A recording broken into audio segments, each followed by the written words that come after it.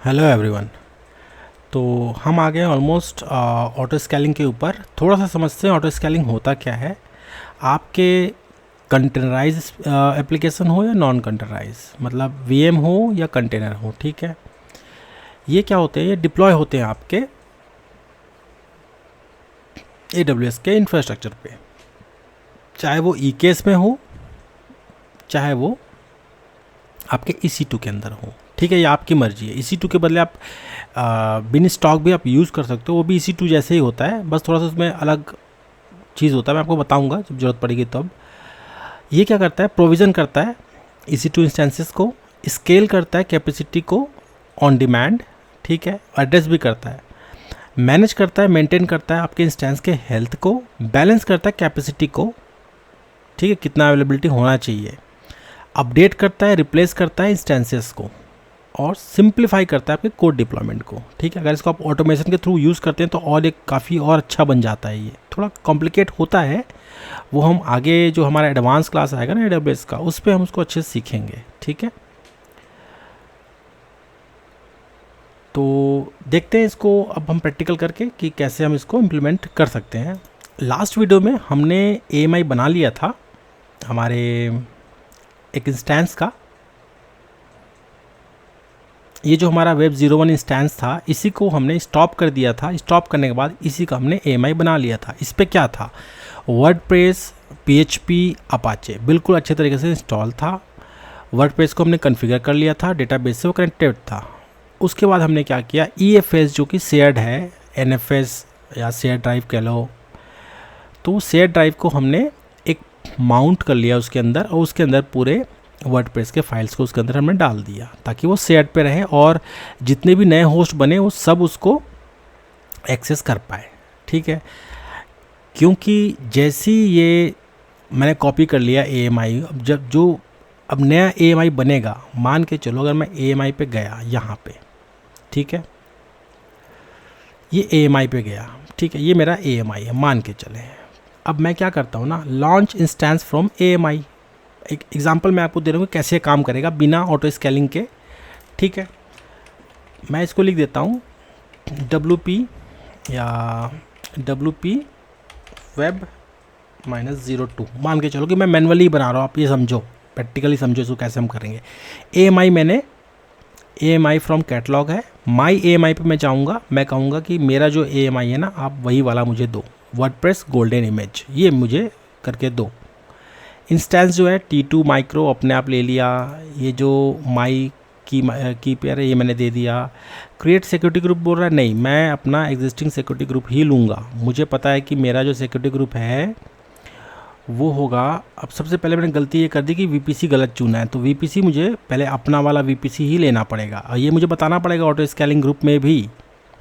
Private subnet का ये बता रहा है, ये मैं प्राइवेट सबनेट नहीं लूँगा, मुझे लेना है पब्लिक सबनेट नंबर 1 10.0.50 का जो सीरीज़ था मैं उस पर बनाऊँगा, ठीक है, क्योंकि वो AMI का जो IP है वो उस तरीके से ही बना हुआ है। एग्जिस्टिंग सिक्योरिटी ग्रुप मैं यूज़ करने वाला हूँ यहाँ पे। ऑटो असाइन पब्लिक IP की ज़रूरत तो अब तो बिल्कुल नहीं है, क्योंकि हम लोड बैलेंसर के थ्रू करा रहे हैं ना। बाकी मैं इसको कहता हूँ कि जो सिक्योरिटी ग्रुप्स है मेरे, वो वेब वाला दे दो, ठीक है। और चाहो तो आप इस पर दूसरा वाला भी डाल सकते हो, ये वाला DB वाला भी, ठीक है। ये मैं 2 सिक्योरिटी ग्रुप इसके अंदर डाल दिया मैंने। इधर मैं कुछ नहीं छेड़ता, 10 GB का अपने आप हार्ड डिस्क से ले लेगा, बाकी कुछ भी नहीं छेड़ रहा मैं, यहाँ पे देगा। बस लॉन्च इंस्टेंस पे मुझे क्लिक करना है, ठीक है। यहाँ पे एक दिक्कत बस ये है कि जो मेरा लोड बैलेंस है उसको नहीं पता है कि भैया इसने एक दूसरा इंस्टेंस भी बना दिया है, ठीक है। इसको थोड़ा इनिशियलाइज होने देते हैं, थोड़ा सा लोड बैलेंसर के ऊपर जाएंगे, हम समझेंगे। लोड बैलेंसर में हमने क्या कहा है, यहाँ पे जो टारगेट ग्रुप हमने जो दिया है उसके अंदर कौन सा इंस्टेंस है, वो वाला इंस्टेंस है जो भी बंद है, तो चालू वाला इंस्टेंस देना पड़ेगा ना इसको। ये देखिए अनयूज्ड है, हेल्थ स्टेटस अनयूज्ड, ये चल ही नहीं रहा है ये वाला। अगर मैं यहाँ पे वो वाले अभी जो नया मैंने बनाया है उसको मैं अगर इसके अंदर अटैच कर दूँ, तो इसका मतलब ये हो जाएगा कि अगर सब चीज़ सही रहा तो मेरा वेबसाइट जो है फिर से चलना चाहिए ना। यही वे है। आपका जो वेब के जो फाइल्स है वो कहाँ पे है, तो मेरा जो भी वेब कंटेंट है उसको मैंने शेयर ड्राइव में ऑलरेडी डाल दिया हुआ है। तो जब भी मैं वो उस AMI से अगर मैं इमेज बनाता हूँ या इंस्टेंस बनाता हूँ तो ऑटोमेटिकली देखो IP वगैरह तो ले ही लेगा वो। जो शेयर्ड स्टोरेज की बात है तो उसके लिए मैंने DNS की एंट्री डाल रखी है, मतलब DNS डाल रखा है। क्यों? तो उसको अपने आप स्टोरेज मिल ही जाएगा, वो अपने आप उसको माउंट कर ही लेगा। तो उसके बाद अपाचे का जो सेटिंग है वहाँ पे मैंने छेड़ दिया था, उसको मैंने कह दिया था कि भाई इसका पाथ मैंने चेंज कर दिया है, इसका जो रूट डायरेक्टरी है वहाँ पे मेरे वर्डप्रेस के या जो मेरा एप्लीकेशन है उसका फाइल पड़ा हुआ है। डेटाबेस का जो एंट्री वगैरह है वो भी वैसे ही है, ठीक है। तो एक बार उसको हमें देखना होगा कि वो किस तरीके से चलेगा। और फ़िलहाल मैं एक बार देखता हूँ इंस्टेंसेस के अंदर वो मेरा इंस्टेंस बना नहीं बना। बिल्कुल बन गया मेरा इंस्टेंस। वेब 01 जो है मैंने स्टॉप कर दिया, मैंने नया बनाया। मैंने देखो ये चेक करने के लिए भी अच्छा होता है, ये दोनों चल गया। बस अब मुझे क्या करना पड़ेगा ना, टारगेट ग्रुप में बस इसको ऐड करना पड़ेगा। मैं मैनुअली कर रहा हूँ, ऑटो स्केलिंग ग्रुप अपने आप करता है। तो मैं टारगेट्स पे गया, यहाँ पे ये जो है ना, मैं रजिस्टर टारगेट्स पे क्लिक करूँगा, कोशिश करूँगा कि यहाँ पे मेरे इंस्टेंस वापस आ जाए। तो ये वाला इंस्टेंस मैंने अभी नया बनाया था, इंक्लूड एज पेंडिंग बिलो, इस पर कर दूँगा मैं, ठीक है। अब वो भी आ गया मेरा यहाँ पे, ठीक है। वेब 02 आ गया यहाँ पे, ये देखिए। इसको मैं कर दूँगा रजिस्टर। रजिस्टर करने के बाद क्या होगा, अब ये मेरे टारगेट इसमें आपके जो लोड बैलेंसिंग के अंदर जो टारगेट ग्रुप है उसके अंदर ये आ गया, ठीक है। एक नहीं चल रहा, वेब 01 नहीं चल रहा, मैं मान रहा हूँ वो अनयूज बता रहा है। ये इनिशियल अभी हेल्थ स्टेटस जो है इनिशियल है, थोड़े टाइम में अगर ये चल रहा होगा तो आ जाएगा। मैं क्या करता हूँ ना, अपने फिर से एक बार वेबसाइट पे जाता हूँ, टेस्ट WP, ये मेरा चलना चाहिए। बिल्कुल चल रहा है, देखिए बिल्कुल चल रहा है ये, ठीक है। तो इसका मतलब है कि अब ये भी काम करने लग गया। थोड़े टाइम में ये हेल्दी हो जाएगा अपने आप। ऐसे रिफ्रेश करते ना, तो अगर वो चेक कर रहा होगा, ये देखिए हेल्दी हो गया, मतलब यहाँ से चलने लग गया है, ठीक है। अगर इसी को मैं दूसरे वाले को भी ऑन कर दूँ तो ये क्या हो जाएगा, लोड बैलेंसिंग हो जाएगा अपने आप, ठीक है। तो ये तरीका है करने का। फ़िलहाल मैं ऐसा बिल्कुल नहीं करूँगा, मैं चाहूँगा कि मैं एक टेम्पलेट बनाऊँ और उसके थ्रू मैं ऑटो स्केलिंग ग्रुप में के थ्रू इसको ऑटोमेट करूँ, ठीक है। क्रिएट ऑटो स्केलिंग ग्रुप पे आपको क्लिक करना है, ठीक है। यहाँ पे ऑटो स्केलिंग ग्रुप का नाम मैं देता हूँ WP ऑटो स्केल 01, ऐसे आप अलग नाम दे सकते हो। एक यहाँ पे आएगा क्रिएट लॉन्च टेम्पलेट, ये बहुत ज़रूरी है कि जो हम लॉन्च कर रहे हैं ना उसका एक टेम्पलेट बना देंगे, जिससे क्या होगा, एक जो एग्जैक्टली कौन सा मशीन लेना है, क्या नेटवर्क लेना है, वो उसको पहले से पता होगा। मैं यहाँ लिख देता हूँ WP टेम्पलेट, या लॉन्च टेम्पलेट लिख दो या टेम्पलेट लिख दो, ठीक है। टेम्पलेट लिख देते हैं इसको, ये ऐसा कुछ। टेम्पलेट का नंबर भी देते हैं, बाई चांस मान के चलो आगे आपको कुछ एडिट करना पड़ेगा तो आपको नंबरिंग देना बहुत ज़रूरी है, या वर्जन देना बहुत ज़रूरी है। उससे आपको पता चलेगा कि आप लेटेस्ट कौन से वर्जन पे हो। मान के चलो नए वर्जन में कुछ प्रॉब्लम आ गया तो पीछे वापस जा सकते हो, तो उसके लिए आपको नंबरिंग बहुत ज़रूरी है, ठीक है। टेम्पलेट को अपग्रेड भी करते रहते हैं लोग, तो अपग्रेड करेंगे जैसे 01, 02, 03 ऐसे करके आप नाम दे के उसको अपग्रेड कर सकते हो। टेम्पलेट का टैग है यहाँ पे, सोर्स टेम्पलेट है यहाँ पे। माई AMI में जाऊँगा, यहाँ पे मैं देखूँगा कि मेरा AMI आ रहा है, बिल्कुल आ रहा है, वर्डप्रेस गोल्डन इमेज आ रहा है, ऑन बाय मी। यहाँ तक तो मैं ठीक था। इंस्टेंस टाइप में ये बोल रहा है don't include in launch template, इसको आप चाहो तो इंक्लूड कर सकते हो कि आपको T2 माइक्रो चाहिए, क्या चाहिए। मैं फ़िलहाल देखो 1 GB था, T2 माइक्रो ही कर देता हूँ। यहीं पे जो भी है मैं यहीं पे सेटअप करने की कोशिश करता हूँ। की पेयर में अपने आप ले लूँगा ये वाला, ताकि कोई प्रॉब्लम ना हो। नेटवर्क सेटिंग में डोंट इंक्लूड इन लॉन्च, इस सब में डोंट इंक्लूड बोल रहा है। एक बार फ़िलहाल मैं क्या करता हूँ ना, इसको या तो मैं यहाँ पे डाल सकता हूँ या फिर वहाँ पे डाल सकता हूँ। चलो ठीक है, फ़िलहाल मैं यहीं पे डालने की कोशिश करता हूँ, उसके बाद देखते हैं इसमें क्या अंतर है, दूसरे में क्या अंतर है। नेटवर्क सेटिंग पे मैं गया, ये कुछ सबनेट वगैरह बोल रहा है, काफ़ी सारे सबनेट दिखा रहा है ये। मैं क्या चाहूँगा, प्राइवेट प्राइवेट प्राइवेट प्राइवेट पे नहीं करना मुझे, पब्लिक में करना है। ये एक था मेरे पास, ये आ गया। और भी क्या मैं कर सकता हूँ इस पर ऐड, ये वाला पब्लिक सबनेट 01, ठीक है, ये भी आई थिंक आ गया है। और क्या है, नहीं आई थिंक ये इसमें नहीं आ रहा, कि किसी एग्जिस्टिंग पे ही वो कर रहा है, इसलिए शायद इसको ना नेटवर्क सेटिंग को उन्होंने डिसेबल कर रखा है, डोंट इंक्लूड कर रखा है। ठीक है, यहाँ पे कुछ प्रॉब्लम्स हैं इसलिए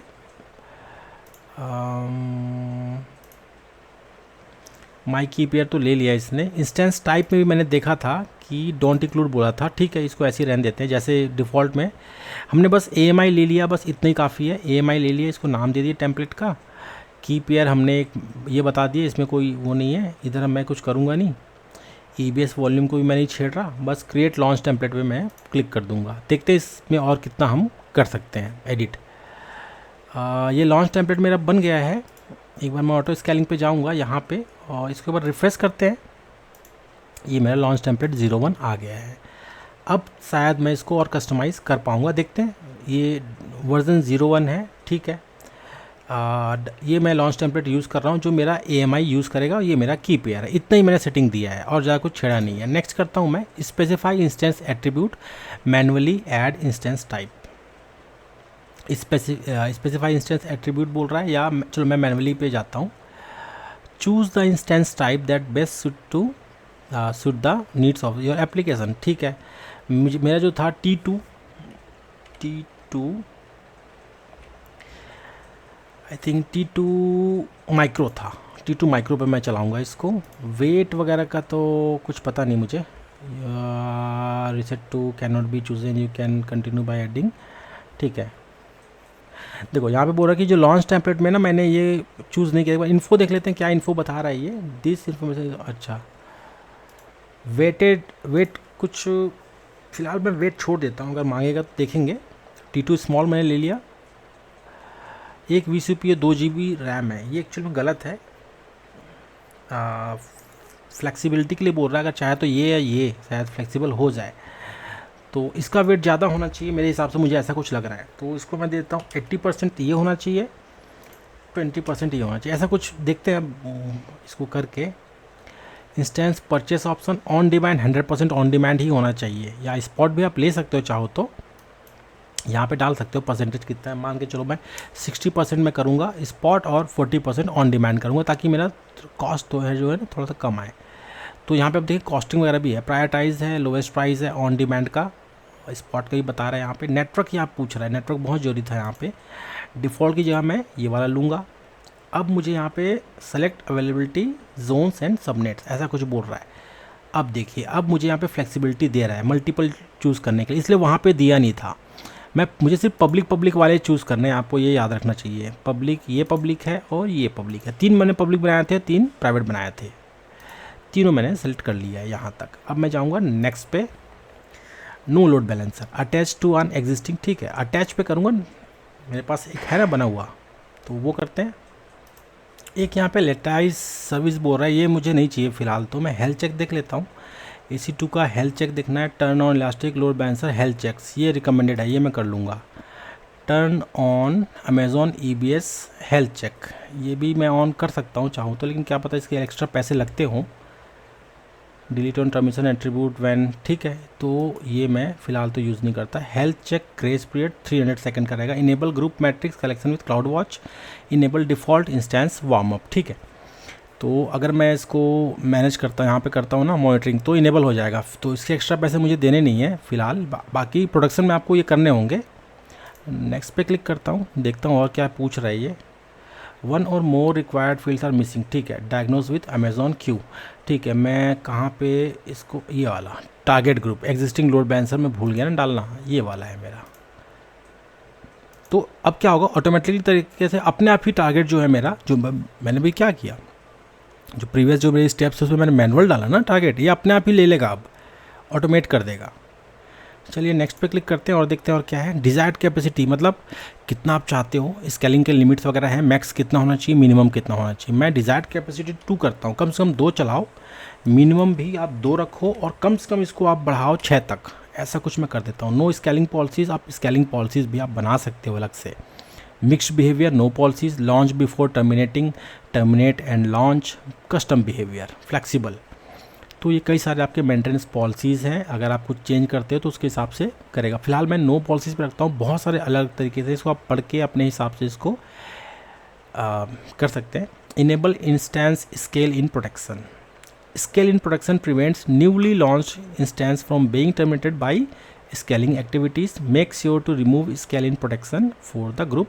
तो अगर आप इसको इनेबल करते हो तो जैसे आप इनेबल करो तो जो नया इंस्टेंस बनेगा ना उसको आप तुरंत डिलीट नहीं कर पाओगे, ऐसा कुछ है। तो आई थिंक यहाँ तक तो मेरा सब चीज़ सही लग रहा है। मैं इसको नेक्स्ट पे क्लिक करता हूँ और ऐड नोटिफिकेशन ऑप्शनल। अगर आपको मान के चलो कि आप किसी ईमेल आईडी पे चाहते हो कि नोटिफिकेशन जाए कि भैया अभी मेरे पास 2 था, लोड बढ़ गया, मैंने 4 बढ़ा दिए, तो 4 बढ़ा दिए, उसका नोटिफिकेशन कहाँ जाएगा? तो आपके ईमेल आईडी या ईमेल बॉक्स पे जाएगा। तो आप वो यहाँ पे सेटअप कर सकते हो। फिलहाल मैं नहीं कर रहा, इसको स्किप कर दूंगा। मैं नेक्स्ट पे जाऊँगा। टैग डाल दो, ठीक है, मैं टैग डाल देता हूँ। नेम डाल देता हूँ इसको मैं WP ऑटो स्केल या ऑटो एस, या इस पर लिख देता हूँ ऑटो स्केल, ठीक है, ऐसा कुछ लिख देता हूँ, अपने आप टैग बन जाएगा इसका। नेक्स्ट पे गया मैं। अब ये पूरा रिव्यू करने के लिए आपको बोल रहा है कि आपके ये जो हैं बिल्कुल ठीक ठाक है कि नहीं। ये देखिए, बिल्कुल आप देखो IP जैसे हमने बनाया था ना, जो आर्किटेक्ट किया था हमने 50 के सीरीज़ का किया था। हमें अच्छे से पता है कि जो पब्लिक IP है हमारे वो 50 के सीरीज़ के हैं, तो यहाँ पे कोई गलती हमें दिख नहीं रही। अगर 10 का होता तो समझ आता। ये हमने इंस्टेंस टाइप 2 तरह के दिए हैं। हमने कहा है कि T2 माइक्रो जिसमें 1 GB रैम है और 1 vCPU, इसको आप ज़्यादा वेट दो, 80% दो, ज़्यादा इसी में बनाओ। अगर नहीं होता तो आप फिर इसमें बनाओ।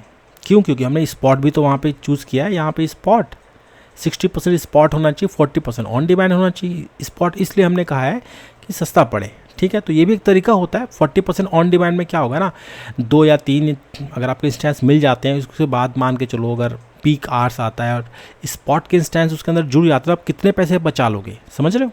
तो ये भी एक तरीका है। लोड बैलेंसर हमने बता दिया, ऑटोमेटिकली जो भी टारगेट ग्रुप के अंदर जो बनते जाएगा उसको अपने आप कर लेगा। ये मैं लेटाइस का जो इंटीग्रेशन है मैंने नहीं बोला कि मुझे नहीं चाहिए फिलहाल। हेल्थ चेक्स मैंने बोला EC2 ELB, ठीक है। और जो मॉनिटरिंग है मैंने डिसेबल कर रखा है। जब आप प्रोडक्शन पे जाते हो तो मॉनिटरिंग प्लीज़ आप उसको इनेबल करके रखना पड़ेगा। स्केलिंग के लिए मैंने कह रखा है कि कम से कम मुझे 2 तो चाहिए और ज़्यादा ज़्यादा आप 6 इसको बढ़ा देना फिलहाल, क्योंकि मुझे पता है कि लोड तो है नहीं मेरे वेबसाइट पे, ठीक है, इसलिए। बाकी टैगिंग वगैरह कर दिया, नोटिफिकेशन मैंने दिया नहीं है। स्केलिंग प्रोटेक्शन मैंने अभी फ़िलहाल डिसेबल कर रखा है। क्रिएट करता हूँ ऑटो स्केलिंग ग्रुप, देखते हैं अब ये क्या क्या करता है। तो अब ये अपडेट कैपेसिटी कर रहा है। अपडेट कैपेसिटी का मतलब ये हो गया कि अब वो लॉन्च करेगा, वो बनाएगा। वो यहाँ पे अगर मैं इंस्टेंसेस पे जाऊँगा ना तो यहाँ पे उसको बनाना चाहिए। ये देखिए एक आ गया अपने आप WP ऑटो स्केल के नाम से, ठीक है। तो इससे पता चल जाता है कि अब ये इससे चलने वाला है। मैं क्या करता हूँ, ये जो मैंने WP Web 02 बनाया था ना, इसको मैं डिलीट कर देता हूँ। सबसे पहले तो इसको मैं करता हूँ टर्मिनेट, इसकी अब ज़रूरत ही नहीं है, तो ये मैं कर दिया टर्मिनेट। इसी तरीके से एक और जो जिसको मैंने स्टॉप किया था वो भी देखते हैं। ये Web 01 एज अ टेम्पलेट, इसको आपको स्टॉप मोड पे रखना चाहिए क्योंकि ये आपका मेन टेम्पलेट है जहाँ पे आपने सब चीज़ सेटिंग किया था और इसी से आपने AMI बनाया था। कल के डेट में मान के चलो आपको लगेगा कि मुझे कुछ और चेंजेस करने चाहिए, ठीक है, तो आप क्या करोगे, आप इसको ऑन करो, इसको फिर से इसके अंदर चेंजेस करो, फिर से उसका AMI बना लो और फिर इसको गोल्डन इमेज वर्जन 2 बना दो, तो उसको फिर यूज़ कर लो नए वाले टेम्पलेट के अंदर, है ना, या उसको आप चेंज करते जाओ, ठीक है। तो इस तरीके से इसमें काम होता है। अब देखिए WP स्केल देखिए 2 मेरे पास ऑटोमेटिकली आ गए हैं, बस इनिशियलाइजिंग हो रहा है हेल्थ चेक में और मैंने ये इसको टर्मिनेट कर दिया है। क्या मेरा वेबसाइट अभी भी चलेगा ये हम देखते हैं। तो अभी भी वो एक्चुअली में बन रहा है। वो मैंने तो जो चल रहा था वेबसाइट वाला उसको मैंने डायरेक्टली डिलीट कर दिया, वो बात अलग है। ये देखिए अभी 504 आ रहा है क्योंकि अभी वो बना नहीं है। एक बार मैं एक काम और कर सकता हूँ, जो लोड बैलेंसर है ना मेरा, यहाँ पे जाके मैं जो टारगेट ग्रुप जो बनाया था इसके अंदर वो वाले जो एक था ना Web 01, शायद उसको मुझे हटा देना चाहिए। बाकी ज़रूरत नहीं, आप चाहो तो नहीं भी हटा सकते, मर्जी है आपकी। तो यहाँ पे जो टारगेट के अंदर देखिए Web 01 है ना, ये हमेशा अनयूज्ड रहेगा, ठीक है, अनहेल्दी दिखाएगा, मतलब ऐसे दिखाएगा। इसको आप ये करो, इसको हटा दो, यहाँ से डी रजिस्टर कर दो। तो अब आपके जो ऑटो स्केलिंग ग्रुप के जो इंस्टेंसेस हैं बस वही अपने आप इसके अंदर आएंगे। अभी अनहेल्दी बता रहा है, अगर ये चल गया तो बिल्कुल वो हेल्दी दिखाएगा। थोड़ा सा वेट करना पड़ेगा हमारे को। अभी भी ये अपडेटिंग कैपेसिटी बोल रहा है, अभी भी ये स्टेटस ठीक है। यहाँ पे तो उसने ला के रख दिया, बिल्कुल ठीक किया है यहाँ पे। यहाँ पे इंस्टेंसेस हैं, ये अभी रनिंग बोर्ड। अब देखिए हेल्थ चेक तो पास हो गया है यहाँ पे। टारगेट ग्रुप में जो हेल्थ है अभी भी गलत दिखा रहा है ये, इसको देखते हैं, थोड़ा टाइम ले रहा है ये। और मेरा वेबसाइट चल नहीं रहा, इसको मुझे देखना पड़ेगा कि वेबसाइट क्यों नहीं चल रहा।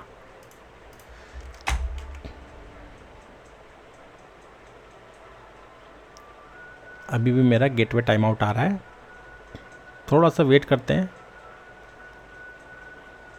अभी भी नहीं आ रहा। अब हमें क्या करना पड़ेगा, अंदर से डायग्नोस करना पड़ेगा क्या हमारा जो लोड बैलेंसर है वहाँ से ठीक ठाक जा रहा है, और कौन सा वहाँ पे क्या वो चल रहा है नहीं चल रहा, वो सब चीज़ें चेक करना पड़ेगा। कुछ गलती तो नहीं हो गई, क्या पता हमारा अपाचे का सर्विस चल रहा है नहीं चल रहा है ना, वो सब चीज़ भी हमें यहाँ पे चेक करना पड़ेगा। तो फ़िलहाल जो था मेरा यहाँ पे, ये तो मैं हटा दिया था, ये वाले हैं मेरे। ठीक है, मैं क्या करता हूँ ना, इसको कहता हूँ, इसका जो है ये लेता हूँ मैं, और इसको मैं क्या करता हूँ ना, ये तो मेरा बंद हो ही जाएगा, ऑब्वियस सी बात है। मान लो डेटाबेस में इशूज़ है या किसी और चीज़ में इशूज़ है ना, तो वो भी हमें पता चल जाएगा। मैं न्यू सेशन करूँगा यहाँ पे, अब डायग्नोस करूँगा मैं इसको कि क्या क्या इसके अंदर प्रॉब्लम हुई है। तो ये मेरा पब्लिक आईपी था, ओपन पे क्लिक किया मैंने, ये देखिए ये बिल्कुल चल नहीं रहा। ठीक है, ये बिल्कुल नहीं चल रहा बाहर से। तो ये हो सकता है कि इसका जो सिक्योरिटी ग्रुप है उसमें कुछ ना कुछ दिक्कत हो। तो मैंने ऑटो स्केल पे क्लिक किया हुआ है, बस सिक्योरिटी पे मुझे जाना है। और ये सिक्योरिटी ग्रुप जो है ना यहाँ पे, ये अच्छा ये डिफ़ॉल्ट कहाँ से आ गया, ये गलती हो गई ना, डिफ़ॉल्ट वाला ऑल ट्रैफिक ऑल यहाँ तक तो ठीक है, बट एक्चुअली में इनबाउंड रूल है ना, ये गलत बना है ये, इसीलिए नहीं चल रहा। ठीक है, ये हमें इसको ठीक करना पड़ेगा, नहीं तो ये दिक्कत देगा। यहाँ पे हमारा दूसरा वाला आना चाहिए। आप चाहो तो यहाँ पे मैनुअली मैं दूसरा सिक्योरिटी ग्रुप डाल सकता हूँ, बट मैं चाहूँगा कि मैं ऑटो स्केल के थ्रू ही इसको मैं करूँ। ठीक है, देखते हैं उसको। तो यहाँ पे तो मुझे उतने ऑप्शंस नज़र नहीं आ रहे हैं। ठीक है, अगर मैं ऑटो स्केलिंग ग्रुप पे जाऊँ तो यहाँ पे तो मुझे नज़र नहीं आ रहा। मुझे लगता है कि मुझे ना लॉन्च टेम्पलेट से ही मुझे कुछ इसको ठीक करना पड़ेगा। ठीक है, तो मैं क्या करूँगा ना, एक बार लॉन्च टेम्पलेट के अंदर जाऊँगा, इसको देखूँगा इसके अंदर क्या क्या ऑप्शंस आ रहे हैं। चलिए थोड़ा फर्दर इसको ना डायग्नोस करने की कोशिश करते हैं।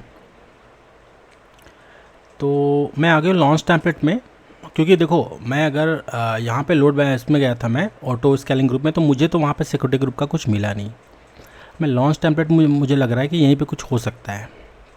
इसको मैं जैसे ही खोलता हूँ, कुछ ऑप्शंस वगैरह दिखा रहा है यहाँ पे, network interfaces, storage resources, stance detail, security group यहाँ पे मुझे कुछ भी नहीं दिखा रहा। एक ये मुझे लग रहा है शायद हमने दिया ही ना हो, है ना, और वहाँ पे भी उसने डिफ़ॉल्ट ही ले लिया। एक बार इसको क्या करते हैं ना, इसको एक बार मैं यहाँ से मॉडिफाई टेम्पलेट करता हूँ।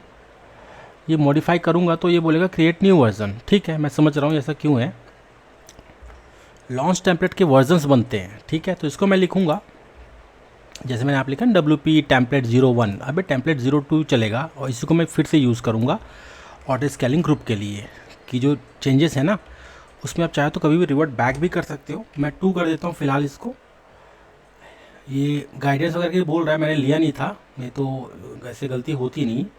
तो जो भी है मैं मैसेज छोड़ूंगा, बस मुझे सिक्योरिटी ग्रुप से मतलब है। ये बोला है सेलेक्ट एग्जिस्टिंग सिक्योरिटी ग्रुप, यहाँ पे मैंने चूज़ नहीं किया, मेरी गलती थी ये रहा। मुझे DBSG और एक और DBSG नहीं, मुझे एक्चुअली में वो लेना था WebSG। ठीक है, ये बस मुझे लेना था, बस मैं यही करना है मुझे, और कुछ चेंजेस तो मुझे कुछ करने नहीं है। मेरा जो एक बार मैं AMI वगैरह देख लेता हूँ।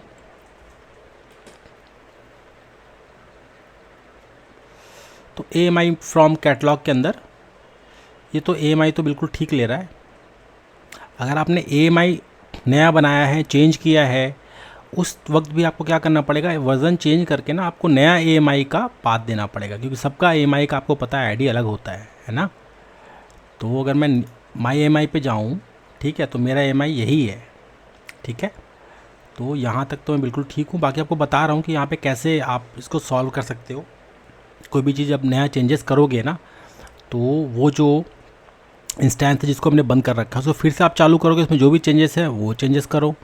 उसके बाद उसका AMI बनाओ। AMI जब बनाओगे तो नया आपका बनेगा, तो उसको वर्डप्रेस गोल्डन इमेज 01 या वर्जन 1, वर्जन 1.2, वर्जन 1.3, 2.1 ऐसे आप नाम दे सकते हो, ताकि आपको आइडेंटिफिकेशन हो सके और आपको समझ आ सके कि आपने क्या चेंजेस करे हैं। डिस्क्रिप्शन में आप लिख सकते हो कि क्या आपने चेंजेस करे हैं। तो यहाँ पर तो मुझे बस यही लग रहा है कि वर्डप्रेस का गोल्डन इमेज यही रहेगा। इंस्टेंस टाइप मैंने इंक्लूड करने से मना कर दिया, मैंने की पेयर अपना खुद का ले लिया। सिक्योरिटी ग्रुप मैंने WebSG मैंने ये उठा लिया है, ठीक है। और वॉल्यूम जो है ये फ्री टियर, ये 10 GB का होता है, क्योंकि जो मेरा टेम्पलेट है ना, ये सॉरी जो AMI भी मेरा 10 GB का ही है, तो मैं 10 GB ही यूज़ करूँ। मुझे पता है कि मेरा वर्डप्रेस का जो फाइल है ना, वो जो मतलब वेब कंटेंट है वो बाहर है, शेयर्ड में है, वो अनलिमिटेड है, ठीक है, 8 PB का है वहाँ पे, तो मुझे ज़रूरत नहीं पड़ेगी। रिसोर्स के टैग वगैरह आप डाल सकते हो। इसका फ़ायदा आपको ये होगा कि रिसोर्स में एक टैग बन जाएगा, ठीक है।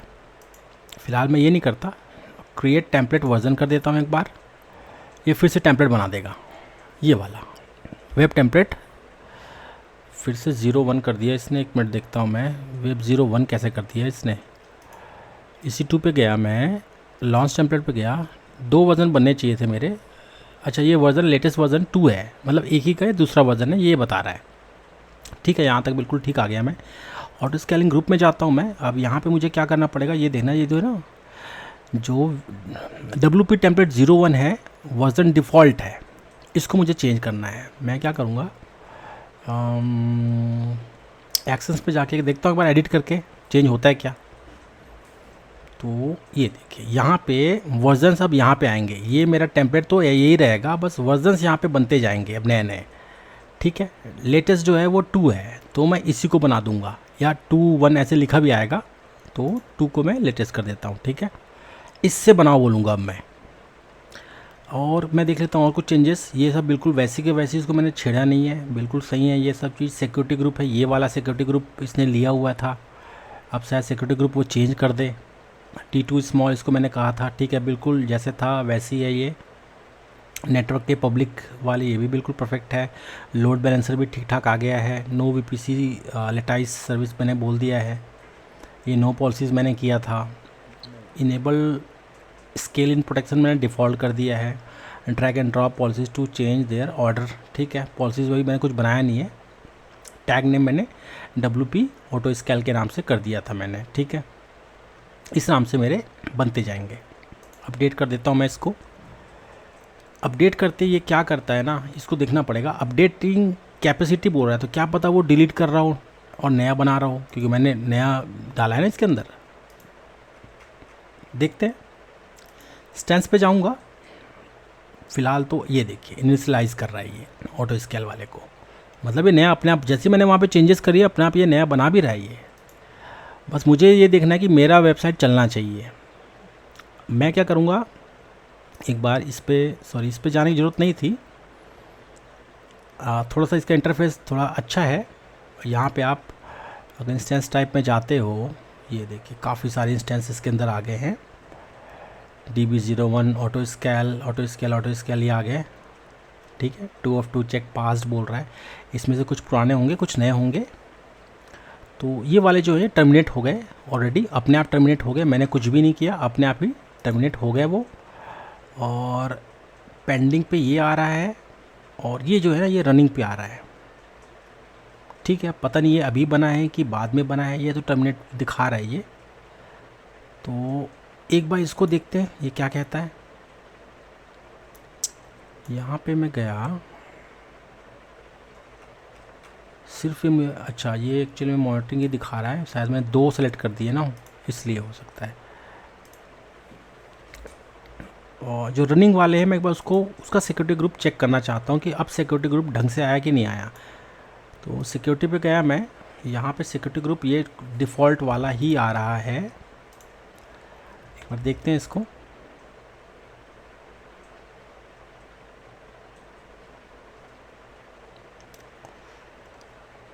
एडिट इनबाउंड रूल्स, आप चाहो तो इसको भी आप मॉडिफाई करके भी इसको ठीक कर सकते हो चाहो तो, बट आप चाहते हो ना कि एक पर्टिकुलर जो आपने जो सोचा है वैसा कुछ काम करे, ये वेब एसजी पे ही रहे, ठीक है, तो उस पर हमें स्टिक रहना है।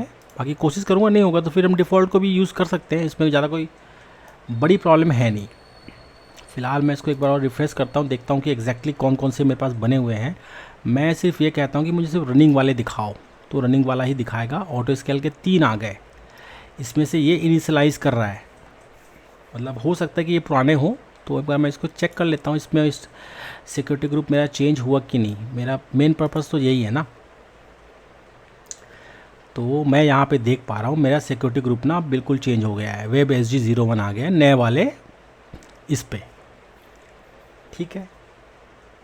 ये वाले पे मैं देखता हूँ इसके अंदर क्या कह रहा है। इसके अंदर जो सिक्योरिटी ग्रुप है मेरा, ये देखिए डिफ़ॉल्ट, ये गलत हो गया, ये नहीं चाहिए मुझे। और ये वाला, इसका सिक्योरिटी ग्रुप क्या कह रहा है, ये भी डिफ़ॉल्ट है। तो क्या ऐसा हो सकता है कि मैं ये दोनों को डिलीट कर दूं फिर एक नया बना दूं? जब नया बनेगा अपने आप ही बनेगा, मैं तो छेड़ूंगा नहीं, अपने आप ही बन जाएगा वो। या ऐसा हो सकता है कि ये थोड़े टाइम बाद, क्योंकि हमने थोड़ा टाइम दे रखा है ना 300 सेकंड का, उसके बाद ही इसको डिलीट करें, जब ये बन जाएगा तभी वो डिलीट करें, ऐसा भी होता है इसके अंदर। जब तक से पिछला या जो नया वाला है बिल्कुल हेल्दी ना हो जाए तब तक से डिलीट भी नहीं करता, ऐसे इसके अंदर सिस्टम्स है, समझ रहे हैं आप?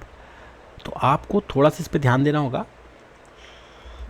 मैं कि बस ये चाहता था मेरा साइट चल जाए, तो मैं थोड़ा और वेट करूँगा और देखूँगा कि वो नया और बनाता है कि नहीं बनाता। यहाँ पे मैं आ गया हूँ, ये डिफ़ॉल्ट वाले पे आ रहा है ये, और ये चल ही रहा है। ये भी सिक्योरिटी तो इसने चेक करा दिया है इसने, ठीक है, लेकिन मुझे इसमें और इसमें कोई ख़ास अंतर नज़र नहीं आ रहा, ये डिफ़ॉल्ट वाला ही ले रहा है। ये जो लास्ट वाला जो आया है ना, ये I007, ये मेरा सही ले रहा है, ठीक है। ये मेरा जो सिक्योरिटी ग्रुप है, ये देखिए वेब एसजी बिल्कुल सही ले रहा है, इसलिए इस पर एरर आ रहा था। अगर ये उस वाले टारगेट पे गया, उस वाले सर्वर पे गया तो वेबसाइट चलेगा, नहीं तो नहीं चलेगा। या तो मुझे उसको मैनुअली डिलीट करना पड़ेगा, एक ये है मैनुअली डिलीट करना पड़ेगा, या अपने आप शायद थोड़े टाइम में वो डिलीट कर दे।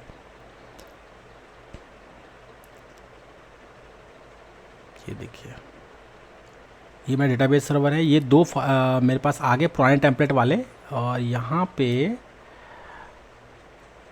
ये देखिए ये सिक्योरिटी ग्रुप भी दिखा रहा है। ये डिफ़ॉल्ट वाला सिक्योरिटी ग्रुप है ना, ये इसकी वजह से दिक्कत कर रहा है। वेब एसजी वाला तो चलेगा, ये मैं 100% मैं श्योर हूँ। बाकी अगर मैं ये चाहता हूँ इसके अंदर जाके एक बार देखूँ कि एग्जैक्टली इसने क्या क्या चेंजेस किए हैं, क्या वो माउंट को कर पाया नहीं कर पाया, अगर वो सब भी अगर मुझे चेक करना है तो मुझे क्या करना होगा ना, एक बार पब्लिक आईपी मैं इसको कॉपी करता हूँ, ठीक है। मैं कोशिश करूँगा कि मैं पुट्टी पे जाऊँ,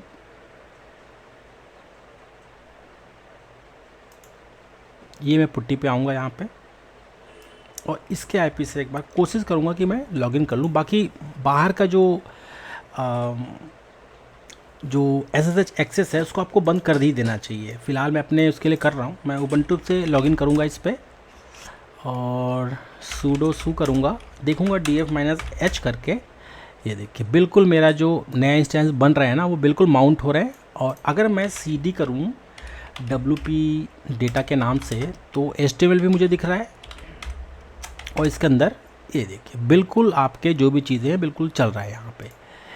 कोशिश करता हूँ शायद ये चल जाए। ये देखिए अब चल गया ये, ठीक है। अब जो नया इंस्टेंस बने ना उससे चल गया, उससे डिफ़ॉल्ट ग्रुप चेंज हो गया। और थोड़ा कंट्रोल F5 करके देखते हैं, क्या पता फिर वो किसी और पे जाए। फ़िलहाल ये स्टिकी हो गया सेशन मेरा, शायद इसलिए अब नहीं जाएगा वो। बाकी मैं आप देखो, अगर आप वेट नहीं करना चाहते तो आप इसको मैनुअली डिलीट कर दो, अपने आप ही वो नया बना देगा। एक तो चली गया ना, या थोड़ा और वेट कर सकते हैं, क्या पता अपने आप इसको रिप्लेस कर दे, है ना। एक तो ये तरीका है। अगर वो अपने आप रिप्लेस नहीं कर रहा है तो फिर आपको दिक्कत है।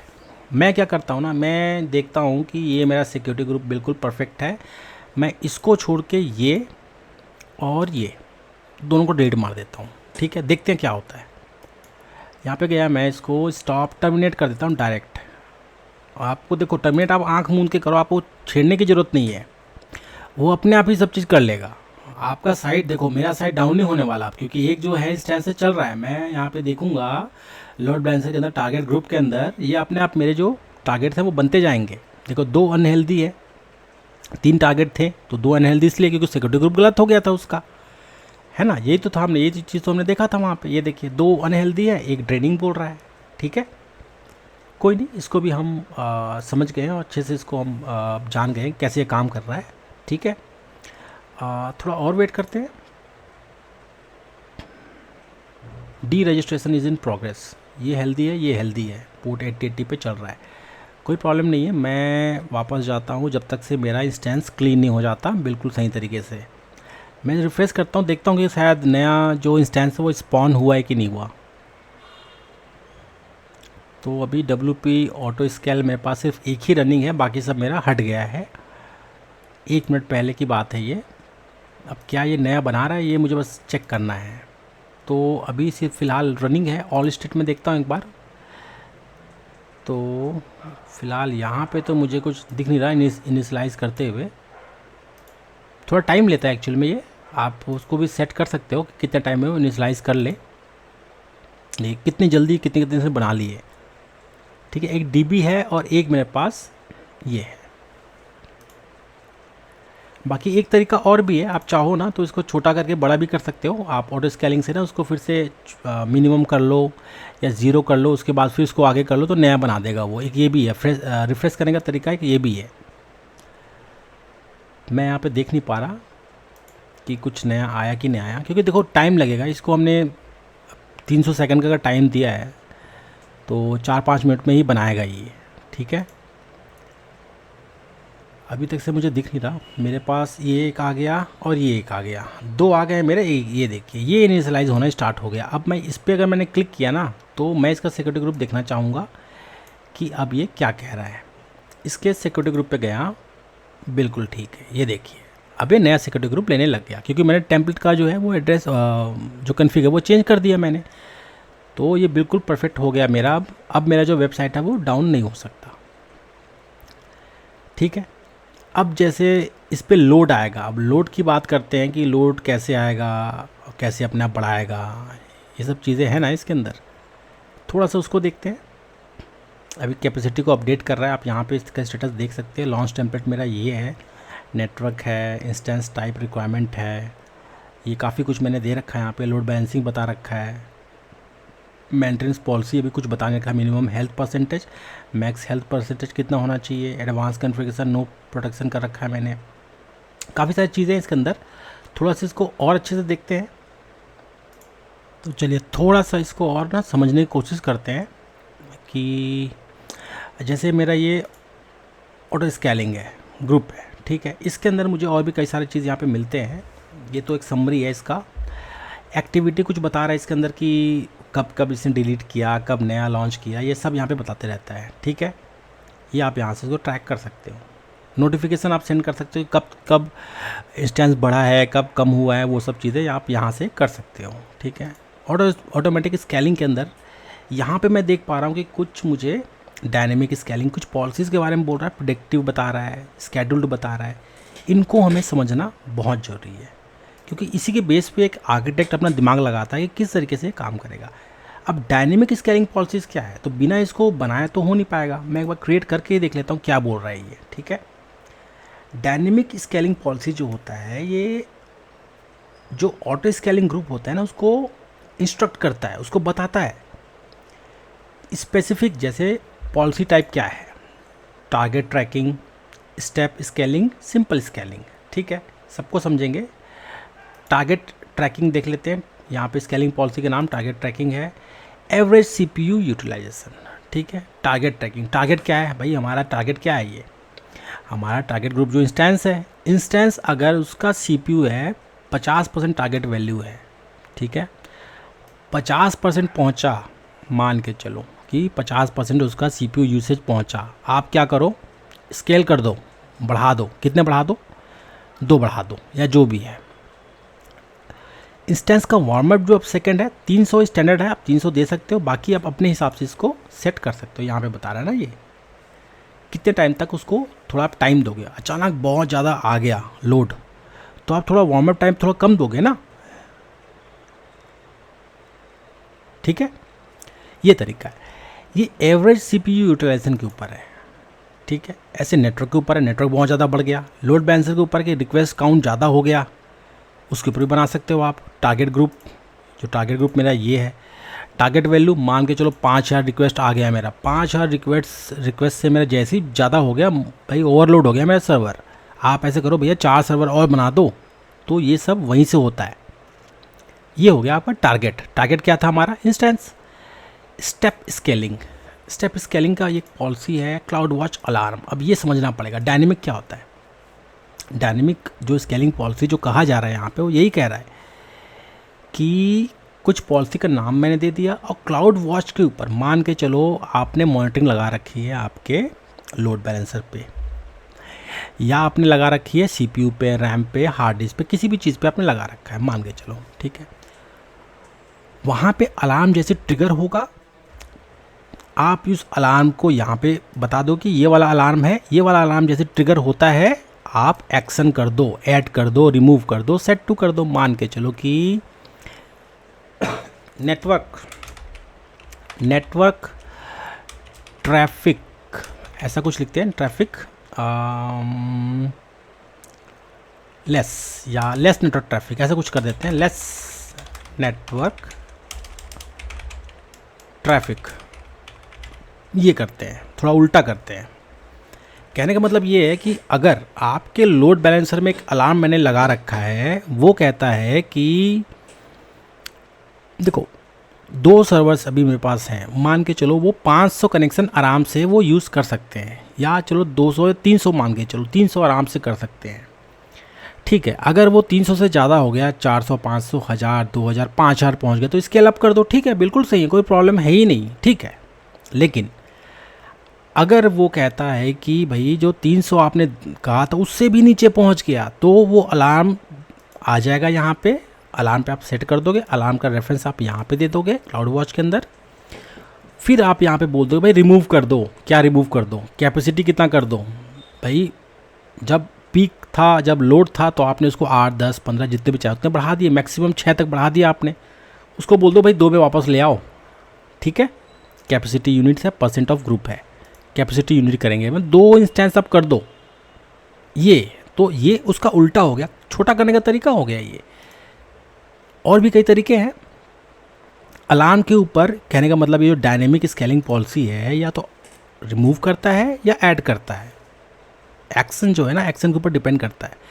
सेट टू करता है या सेट भी करता है ये, ठीक है, कितना उसको सेट करना है। अलार्म ट्रिगर हुआ कि आपका लोड बढ़ रहा है, इसको भैया आप ऐड कर दो या सेट कर दो। सेट सबसे अच्छा रहेगा, सेट कर दो इसको 4 में, ऐसा कुछ। वो अलार्म ट्रिगर हुआ, फिर एक और अलार्म हुआ, मान के चलो नेटवर्क कनेक्शन और ज़्यादा बढ़ गया या सीपीयू और ज़्यादा बढ़ गया, तो उसको सेट टू कर दो 6 में।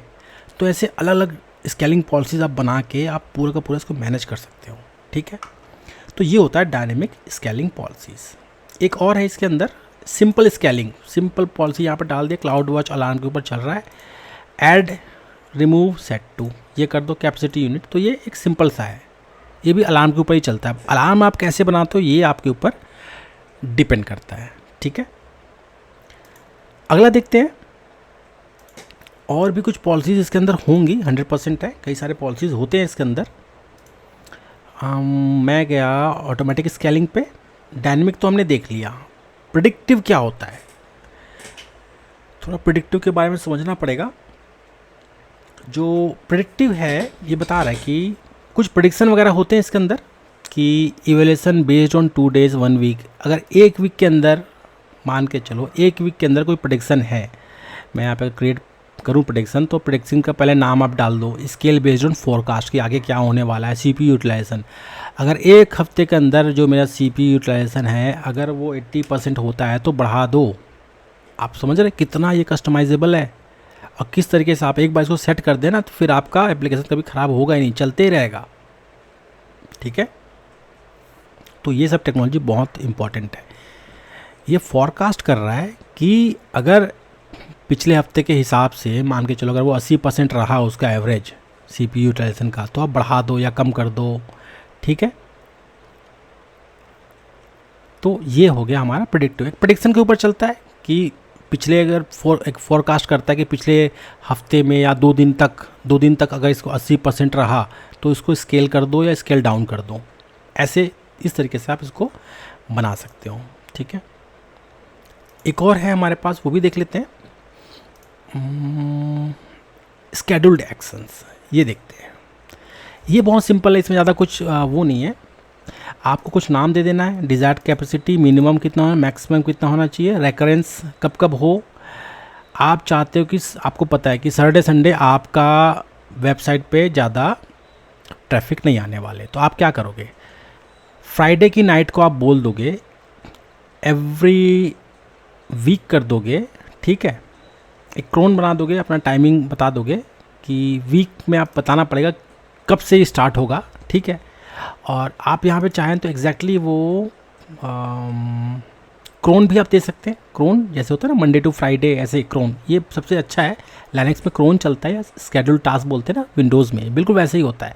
आप क्रोन चला सकते हैं कि फ्राइडे की फ्राइडे की नाइट, एवरी फ्राइडे क्या करे, इस दिन से स्टार्ट हो, इस दिन तक ये चले, ठीक है। और उसके बाद ये क्या कर दे, इसको रिसेट कर दे। ऐसा भी आप कर सकते हो, ठीक है। मतलब कभी कभार ऐसा होता है कि लोड होता भी नहीं है, कभी कभार ऐसा होता है कि ऑटो स्केल ना डाउन नहीं कर पाता, कभी कभार ऐसा होता है। तो ऐसी स्थिति से बचने के लिए ये पॉलिसीज़ है, स्केड्यूल्ड एक्शन। आप ज़बरदस्ती इसको क्या बोल रहे हो ना, आप भैया फ्राइडे को नाइट को रीसेट हो जाया करो अपने आप, तो इतना तक फ्लेक्सिबल है ये। और भी इसके अंदर कुछ देखते हैं, कुछ और भी है तो उसको भी डिस्कस कर लेते हैं। ये काफ़ी इंटरेस्टिंग टॉपिक है, इसको आप अच्छे से समझना है। इसको बिना प्रैक्टिकल किए आपको तो समझ आने वाला है नहीं, इसको आप प्रैक्टिकल जरूर करना, आपको समझना है, आपको अच्छे से समझना है। Spot, instance, on demand, reserve क्या होता है। देखिए वहाँ पे जो हमने पीछे भी वीडियोस में देखा था वो यहाँ पे काम आ रहा है ना, ठीक है। इंस्टेंस का मैनेजमेंट है कुछ, ये मेरे इंस्टेंसेस दिखा रहे हैं, अभी 2 इंस्टेंस है, अभी हेल्दी है, ठीक है। एक्शंस में क्या है, डिटैच कर दो, स्टैंड बाई बना दो।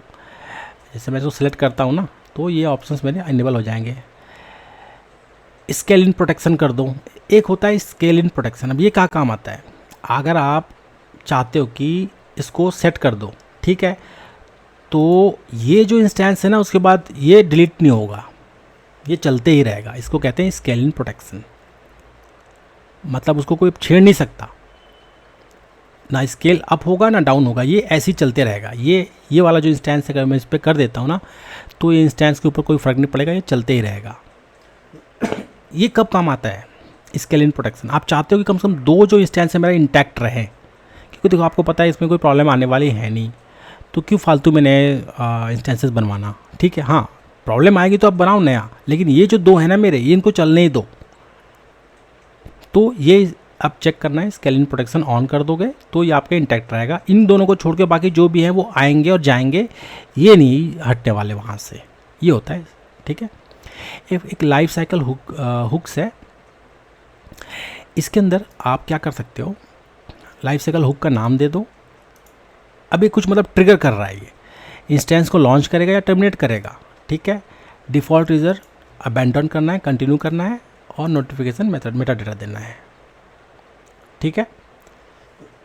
मतलब जैसे कि आपके EC2 के जो इंस्टेंसेस हैं, आप चाहते हो कि थोड़े थोड़े टाइम में या अपने आप इसको पूरा के पूरा रिसाइकल हो जाना चाहिए, ठीक है। तो ये जो हुक्स है ना ये काम आते हैं, इसको थोड़ा और देखेंगे बाद में। एक वार्म पूल है।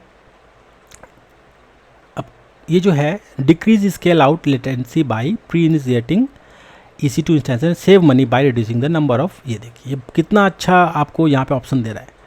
ये कह रहा है कि डिक्रीज़ कर दे, मतलब स्केल आउट कर दे, अपने आप ही कम कर दे, तो इससे क्या है, पैसे बचाने का तरीका है।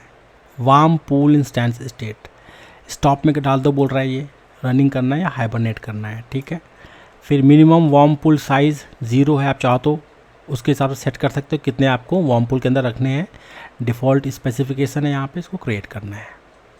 मैक्सिमम कैपेसिटी अभी 6 है, डिज़ायर्ड कैपेसिटी कितना है, 2 है, तो 4 आपके बचेंगे। एस्टिमेट जो वार्म पूल साइज़ है ना वो आपके 4 है,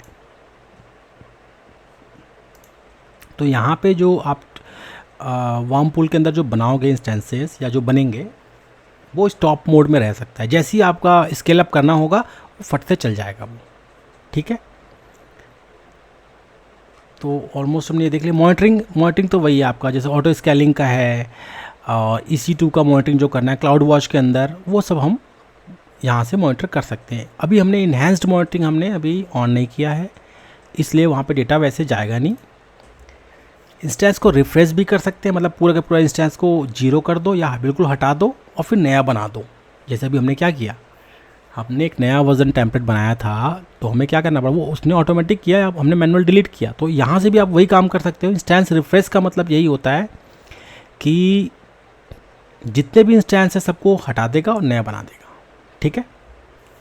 तो यहाँ पे आपका ख़त्म होता है ऑटो स्केलिंग ग्रुप्स। इसको आपको अच्छे से समझना है, कितने प्रॉब्लम्स हैं, क्या है। सबसे जो बड़ा चीज़ है, देखो ये बनाना ज़्यादा प्रॉब्लम नहीं जाता इस पर, ठीक है, अगर आपको इसका नॉलेज अच्छे से हो गया है तो।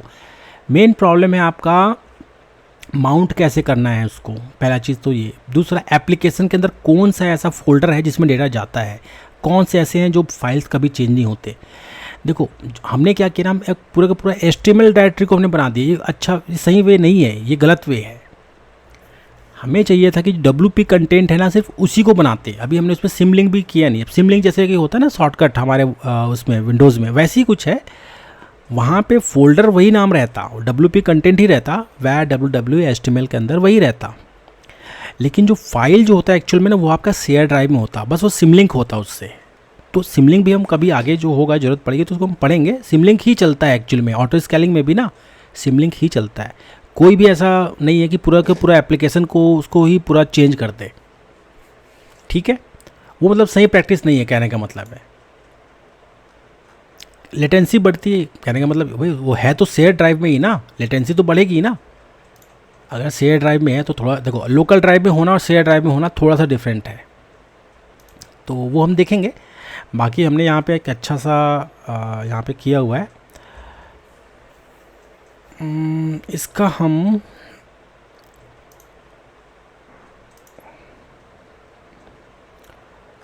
आई थिंक हमने काफ़ी अच्छा इसको कर लिया है। और जैसे कि मैं देख पा रहा हूँ मेरा बिल्कुल सब चीज़ परफेक्टली चल रहा है। यहाँ पे साइट वाइट भी बिल्कुल अच्छे से चल रहा है। अगर मैं इस पर काम करूँ तो शेयर ड्राइव में ही मेरे जो भी फाइल्स हैं वो अपडेट होते रहेंगे और बनते जाएंगे। मतलब मेरा साइट अब कभी बंद होने वाला है नहीं, ठीक है। बाकी आई थिंक हमने काफ़ी कुछ अच्छे से कर लिया। थोड़ा सा अगर मैं अब अपने वाइट बोर्ड की बात करूँ ना, यहाँ पे जो हमने बनाया था इसमें काफ़ी सारी चीज़ हमें चेंजेस करने पड़ेंगे अभी, या बनाने पड़ेंगे, तो वो थोड़ा और कॉम्प्लेक्स हो जाएगा।